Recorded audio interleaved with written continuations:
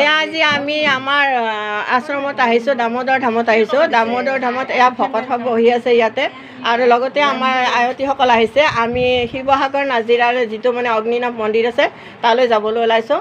আমাৰ লগত যাব দুখন গাড়ী, গতিকে দুখন গাড়ীত আমাৰ অজস্ৰ মানুহ হৈছে। যিমানখিনি গাড়ীখনত ধৰে সিমানখিনি হৈছে, আৰু মানে আমাৰ ছিট নাই। আৰু আজি আমি আয়তীসকলে ইয়াতে গোট খাইছোঁ।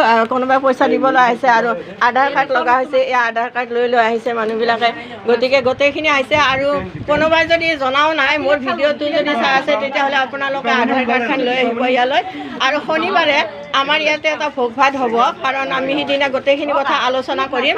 আৰু সিদিনা নিজে নিজে ভোগটো লৈ আহিব লাগিব, যাৰ ঘৰত যি আছে তেনেকৈ আনিব। আমি মিল হৈ গোটেইখিনি একেলগে খাম আৰু ভোগটো। গতিকে এয়া আমাৰ প্ৰসাদো আজি ইয়াতে বিতৰণ কৰি আছে।